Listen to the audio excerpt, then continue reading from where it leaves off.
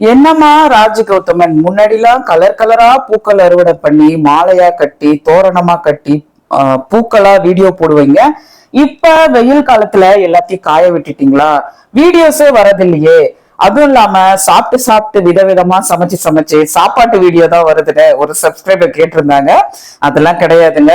என்கிட்ட இருக்க பூக்கள் செடியெல்லாம் ரொம்ப வருஷமா என் கூட இருக்கிறதுங்க. கிட்டத்தட்ட 5 வருஷத்துக்கும் அதிகமா சொல்லலாம். நான்லாம் எப்போதுமே அதை காயவே விடுறது கிடையாது. வாரத்துக்கு 3 தடவைல இருந்து 4 தடவை வரைக்கும் நான் அறுவடை எடுத்துட்டு தாங்க இருக்கேன்.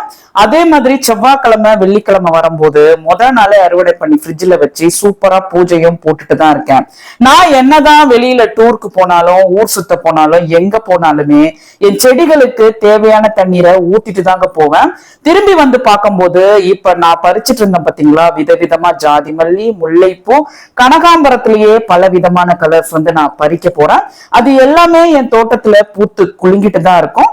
அதே மாதிரி எந்தெந்த செடிகளுக்கு, பூக்கள் செடிகளுக்கு நான் சொல்றேன் எவ்வளவு வெயில் அளவு தேவைன்னு பார்த்து தான் நான் அந்த செடிகளை வச்சிருப்பேன்.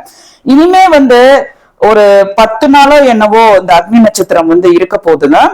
இந்த மே மாசம் முடிய இன்னும் 15 நாள் இருக்கு. ஜூன் முதல் வாரம் வரைக்கும் எனக்காக காத்துட்டுருங்க. மழை அடிக்க தொடங்கினதும் உங்களுக்காக பூக்கள் செடிகள் மட்டும் இல்லைங்க, பலவிதமான காய்கறி செடிகள் அறுவடை பண்றதுல இருந்து சூப்பரான ஷார்ட்ஸ் வீடியோ எல்லாம் நான் கண்டிப்பா ஷேர் பண்றேன்.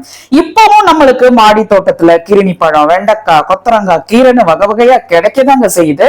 இது ஒரு 3வது மாடி தோட்டம். ஒரு ட்ரெஸ்ஸ போட்டுட்டு மேல போய் நிக்கங்காட்டியுமே வேர்த்து கொட்டி விறுவிறுத்து ஒரு வீடியோவே எடுக்கவே முடியறதுலன்னு தான் சொல்லணும். 6 மணிக்கு தான் சூரியன் அடங்குது. அதுக்கு முன்னாடி மேல போனா தலைவலி, தலை சுத்தல், வாய் வறட்சி ஆகுறது, தண்ணி கேன் எடுத்துட்டு போனோம், இந்த மாதிரி பல பிரச்சனைகள் இருந்தாலும் என்னால முடிஞ்ச ஷார்ட்ஸ், லாங் வீடியோவை நான் இந்த மாடித்தோட்ட சேனல்ல போட்டுட்டு தாங்க இருக்கேன். அவசியம் நீங்க செக் பண்ணுங்க. பூக்கள் செடிகள் பொறுத்த வரைக்கும் சம்மருக்கு உண்டான பூக்களை மட்டும்தான் நான் உங்களுக்கு பறிச்சு காமிச்சிட்டு இருக்கேன். இதுல பல விதமான ரோஜாக்கள்லாம் வராது. ஏன் அப்படின்னா அதெல்லாம் இறந்துருச்சுங்க. நான் தண்ணி ஊத்தாத காரணம் எல்லாம் கிடையாது. இங்க சென்னையில 39ல இருந்து 42 டிகிரி செல்சியஸ் போகுதுங்க. என்னதான் நம்ம ரோஜா செடிகளை ஊட்டியில வைக்கிற மாதிரி நம்ம நினைச்சு மனசுல அதை கற்பனை பண்ணி வளர்த்தாலும் ஊட்டியில இருக்க 18 டிகிரி செல்சியஸ் சென்னையில வருமா? அதனால வாங்கினதெல்லாம் காஞ்சுதான் போச்சு.